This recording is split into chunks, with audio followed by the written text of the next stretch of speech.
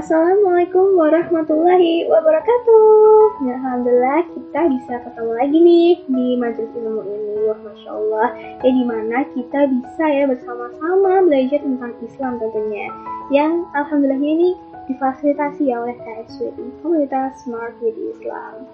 Nah, bagi yang belum kenal ya, salam kenal, aku Ilvan Hutadewi. Di sini insya Allah aku akan sharing-sharing sama teman-teman ya, membagi semangat dan ilmu insya Allah di bulan Ramadan ini ya.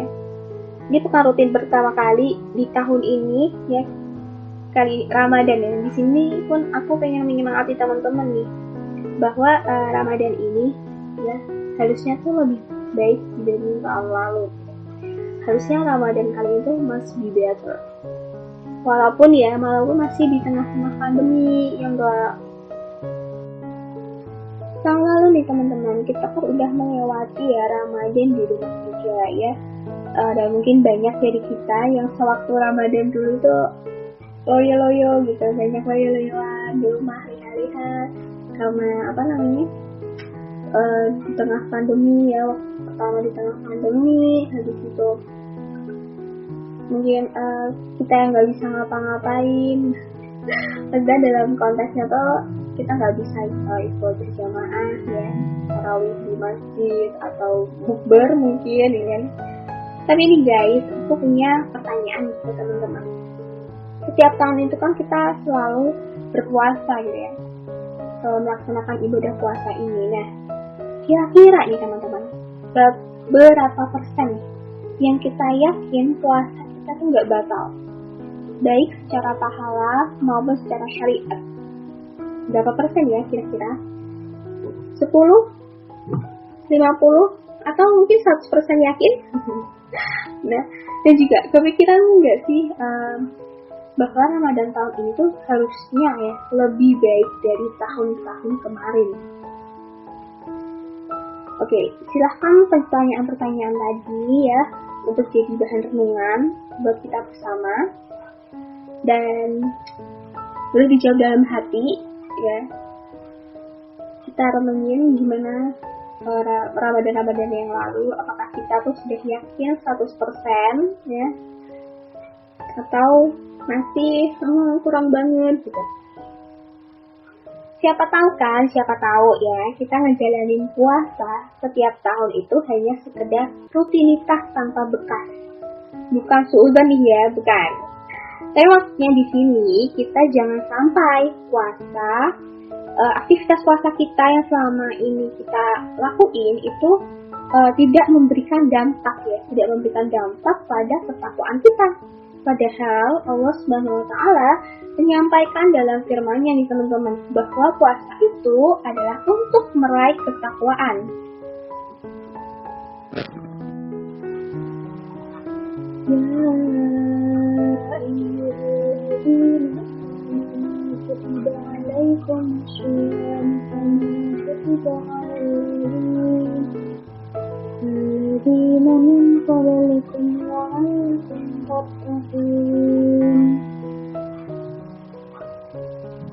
Hai orang-orang yang beriman, diwajibkan atas kamu berpuasa sebagaimana diwajibkan atas orang sebelum kamu agar kamu bertakwa.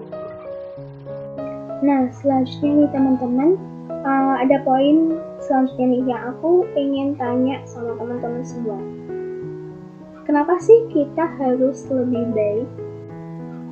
Oke, siapapun orangnya katanya, nggak cuma kamu ya, tapi aku pun juga dalam segala aktivitas pasti ingin lebih baik dari hari-hari sebelumnya, dari aktivitas-aktivitas sebelumnya, dari tahun-tahun sebelumnya gitu.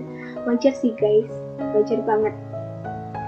Hanya saja ya yang kita kudu nyari nih strong way, alasan kuat yang mendasar kenapa kita harus lebih baik gitu ya. Nah, kalau kita telusuri nih, kalau kita cari-cari gitu ya, ini ada 3 alasan mendasar nih teman-teman, yang biasanya dipakai untuk motivasi diri seseorang agar lebih baik dari sebelumnya. Apa sih 3 alasan tersebut? Let's check it out. Alasan yang pertama, yaitu karena materi. Gampangnya teman-teman, kita pengen ramai-ramai gitu ya, pengen jadi selebgram, terus berkembang berlomba-lomba gitu ya, upload foto yang terbaik, yang bagus, yang bisa dilihat orang. Habis itu followers kita jadi banyak, nambah gitu, dan entar harapannya kita bisa mendatangkan endorsement ya, akhirnya dapat apa? Materi. Nah, yang ini nantinya materi ini ya, kita merasa bahagia karena sudah dapat materi. Simpelnya gitu sih teman-teman. Alasan yang kedua yaitu karena emosional. Di sini maksudnya itu kepuasan batin ya teman-teman. Misal contohnya gitu ya, kita sedang apa, habis itu dipuji ya, ada banyak pujian, tepukan tangan dan lain-lain gitu ya. Dan misalnya nih, kita berbuat baik kepada orang atau melakukan sesuatu yang itu biar nantinya tuh dipuji sama orang lain. Itu karena kita ingin mendapatkan kepuasan batin. Benar nggak? Alasan yang ketiga yaitu karena alasan spiritual. Kalau alasan ini ya teman-teman, kita bicara dalam konteks Islam, maka alasan inilah yang paling kuat. Meskipun alasan dua tadi itu nggak salah ya teman-teman, tapi alasan yang ketiga ini adalah strong why, yang paling kuat di antara ketiganya. Contoh realnya nih, kalau kita sholat, misal kalau alasan materi, maka kalau nggak ada materi, kita nggak bakal sholat dong, iya nggak? Kalau alasannya karena tepukan tangan, kalau nggak ada yang tepuk tangan, kita nggak bakal sholat lagi. Benar apa benar? Kalau kita sholat, puasa, atau ibadah pada umumnya, bahkan pekerjaan kita sehari-hari, kita lakuin karena alasan spiritual atau ibadah karena Allah, maka aktivitas ibadah kita tambah yakin dan nggak goyah. Atau ketika kita nggak punya alasan lain kecuali hanya alasan spiritual, maka itu akan jadi power yang gede banget, ngalahin apapun, ngalahin kedua alasan tadi teman-teman. Dari kehidupan para nabi dan sahabat bisa dijadikan contoh yang tepat banget nih teman-teman. Misal ketika Nabi Ibrahim mau menyembelih Nabi Ismail, kalau alasannya karena materi atau bahkan alasan karena emosional, jadi nyembelih gak tuh? Gak bakalan jadi nyembelih. Tapi karena Nabi Ibrahim itu mendapat perintah Allah dan itu adalah salah satu ketaatan Nabi Ibrahim kepada Allah, maka beliau lakuin. Contoh lain, misal pada saat perang Badar, ketika kaum muslimin yang berjumlah 300-an orang harus berhadapan dengan kafir Quraisy yang dari segi jumlah orang itu kayaknya jomplang banget gitu. Maka itu bisa dijadikan alasan material Rasulullah dan sahabat untuk mundur dari perang. Tapi apa yang terjadi? Justru karena Rasulullah hanya punya satu keyakinan, satu alasan yang kuat ya, yaitu karena Allah Ta'ala, maka peperangan itu menang atas pertolongan Allah. Nah, sekarang nih tinggal persoalannya, puasa kita kali ini, puasa kita hari ini, benar-benar karena alasan spiritual, karena Allah Ta'ala atau enggak sih? Dan kalau misal emang kita ya pengen atau emang harus karena alasan spiritual, gimana sih caranya kita bisa dapat alasan spiritual itu? Jawabannya karena berawal dari niat. Tentang niat puasa kita nih teman-teman, Rasulullah SAW dalam hadisnya yang masyhur membahas tentang niat dari Amirul Mukminin Abu Hafsah Umar bin Khattab radhiyallahu anhu berkata, "Aku mendengar Rasulullah SAW bersabda, segala perbuatan tergantung pada niatnya. Setiap orang akan mendapatkan pahala dari apa yang diniatkan." Hadis riwayat Bukhari dan Muslim. Dan bahkan para ulama yang memasukkan hadis niat ini di awal pembahasan kitab-kitabnya nih. Hal ini dilakukan bukan tanpa maksud ya, dan bukan tanpa tujuan. Bahkan hadis ini masuk dalam 70 bab masalah fikih. Abdullah bin Mubarak berkata, Berapa banyak amal yang besar menjadi kecil karena niatnya, dan berapa banyak amalan yang remeh menjadi besar karena niatnya. So, di sini niat itu penting banget dalam Islam. Walaupun niat ini letaknya hanya di depan, tapi niat itulah ya yang akan menentukan tujuan akhir hidup kita. Dan meskipun niat itu letaknya di dalam hati, tapi niat punya faedah yang gak kecil, teman-teman. Seenggaknya ada 2 alasan kuat kenapa kita harus lurusin niat. Kenapa niat kita sih harus benar? Ini ada 2 alasan nih, teman-teman. Kalau teman-teman ada yang tahu alasannya, bisa komen di bawah ya. Alasan pertama, niat sebagai pembeda antara aktivitas kita sebagai sebuah ibadah atau aktivitas kita sebagai rutinitas. Bisa jadi perbuatan kita sama, tapi bisa punya efek yang berbeda kalau niat kita dan tujuannya itu berbeda. Contoh, kita berpuasa gitu ya. Yang satu berpuasa karena Allah, karena dia tahu bahwa ini perintah Allah. Dan yang orang yang kedua itu karena ya sebaiknya mengukur kewajiban aja nih. Ya karena ini bulan puasa, ya udah puasa. 2 orang tadi itu kan tujuannya berbeda ya. Maka orang yang kedua itu hanya menjalankan puasa itu sekedar melakukan rutinitas. Ya karena ini bulan Ramadan ya kita berpuasa, ya udah puasa gitu. Sementara orang yang pertama tadi ya memiliki niat bersih ya bahwa ini perintah Allah gitu kan. Hari ini adalah hari Ramadan, kita diperintahkan untuk berpuasa, untuk menahan hawa nafsu dan lapar dahaga. Nah, 2 aktivitas tadi pastinya akan mempunyai efek yang berbeda, ya kan? Alasan yang kedua, niat sebagai pembeda antara amal ibadah yang satu dengan amal ibadah yang lain. Contoh nih, niat sholat. Niat sholat itu kan beda-beda ya. Niat sholat subuh, niat sholat maghrib ya, niat sholat sunnah, niat sholat duha, tahajud ya, itu kan beda-beda amalnya, beda-beda niatnya ya.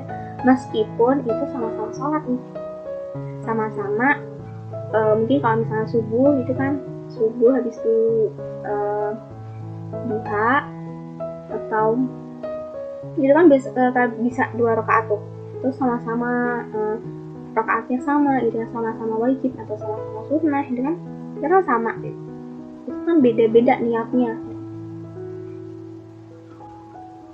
Terlepas gitu ya dari perbedaan pemahaman fikih, apakah niat itu harus dilafazkan secara zahir atau enggak, kita nggak menyoal perbedaan itu ya. Tapi kalau kita ambil hikmah nih dari niat-niat sholat ya, niat-niat sholat yang biasa kita lakukan ya, bahwa niat itu penting banget, penting pakai banget di garis bawah ya, penting banget. Maka nih teman-teman, aku dan juga teman-teman KFC di sini ya, yuk Ramadan tahun ini kita niatkan dengan lurus dan benar bahwa niat kita puasa itu karena ibadah kepada Allah, bukan hanya sekedar menjalankan rutinitas tahunan. Ya, bukan hanya sekedar ya ngejalanin puasa hanya nahan lapar dan harusnya doang gitu. Tapi kita harus naik level. Oke, siap? Ya, seperti dalam hadis Rasulullah SAW, betapa banyak yang berpuasa namun dia tidak mendapatkan dari puasanya tersebut kecuali rasa lapar dan dahaga. Hadis riwayat Al-Tabrani dalam Al-Kabir. Selama ini mungkin ya kita kalau lagi puasa nih ya sering nanya kepada ustadz dan guru kita, misal, Ustadz, nelan ludah itu batal nggak sih? Ustadz, kentut itu batal puasa nggak ya? Ustadz, gosip itu batal nggak sih puasanya? Dan pertanyaan-pertanyaan serupa lainnya.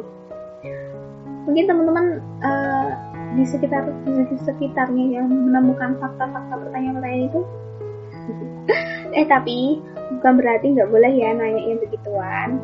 Tapi sudah saatnya nih yang pertanyaan begituan harusnya kita sudah paham. Karena setiap Ramadan pertanyaan itu selalu berulang. Nah, saya nih sekarang pertanyaan-pertanyaan itu kita harusnya sudah naik level. Harusnya ya keren dikit lah. Misalnya ini pertanyaan dari satu bulan Ramadan tuh, Ustadz kalau puasa terus pacaran itu dosa nggak sih? Ustadz selama puasa saya nggak pacaran, cuma jalan-jalan subuh, boleh kan Ustadz? Dan pertanyaan-pertanyaan sejenis. Tapi ya,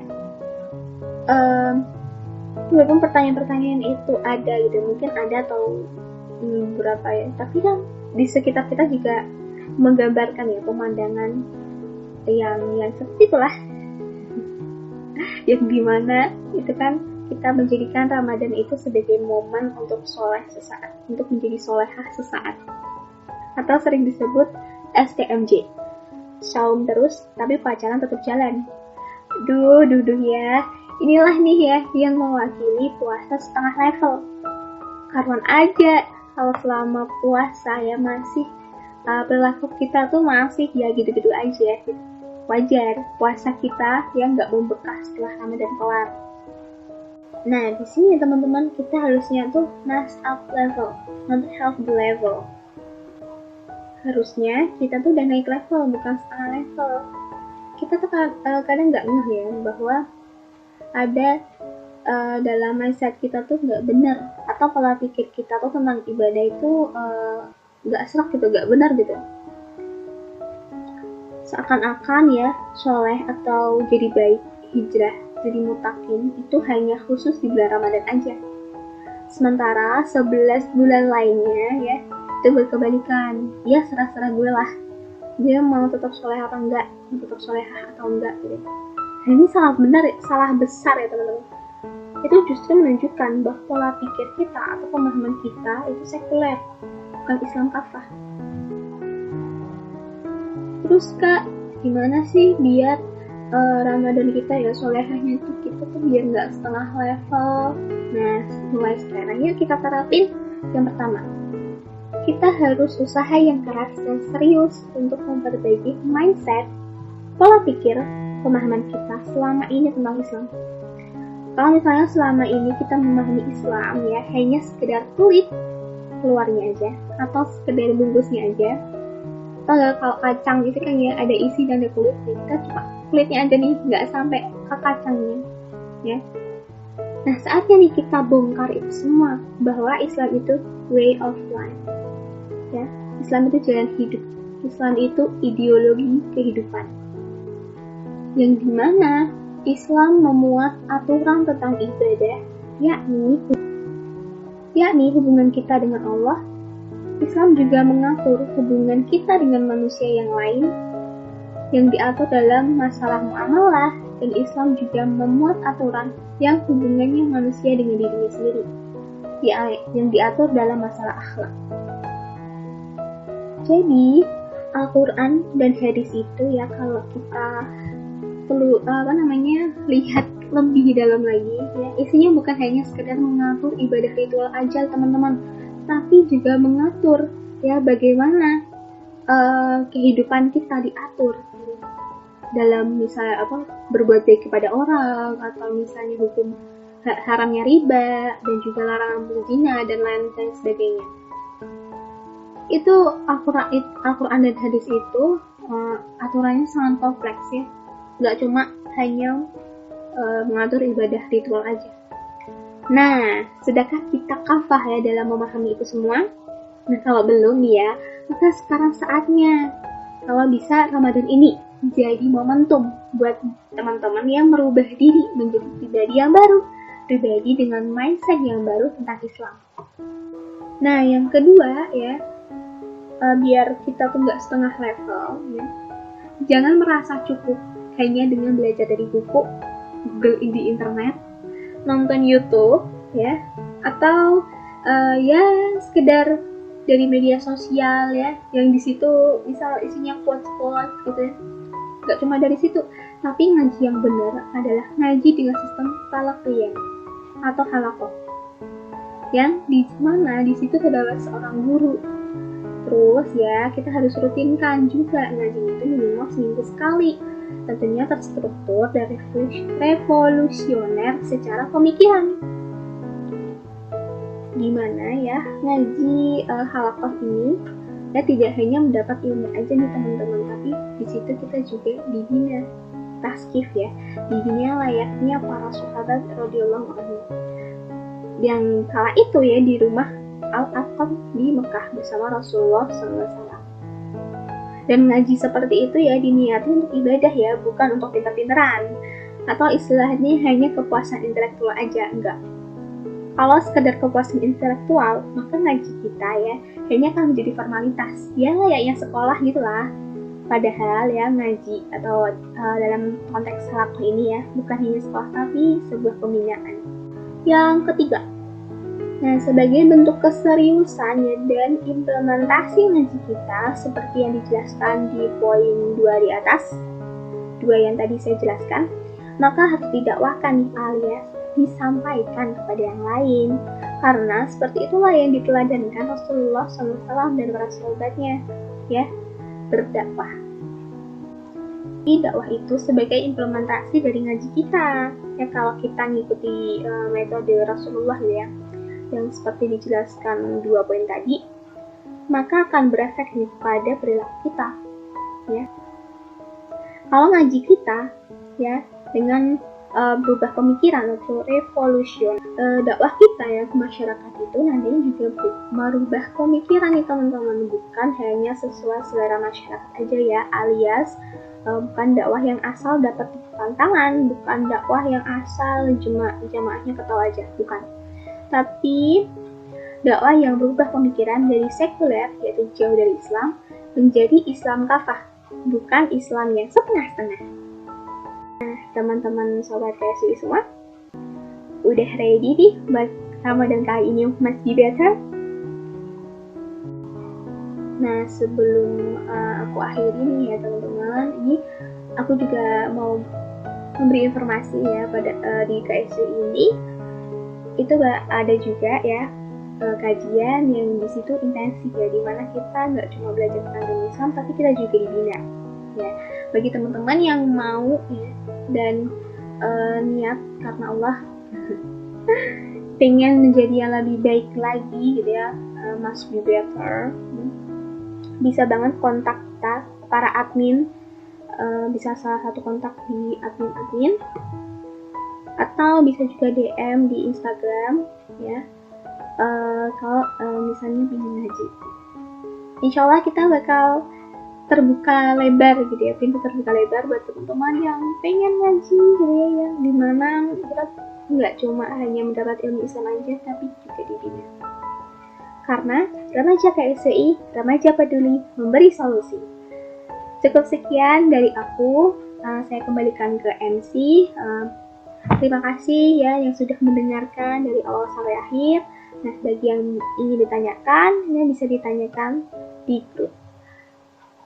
Saya akhiri, wassalamualaikum warahmatullahi wabarakatuh. Sampai jumpa di podcast rutin selanjutnya.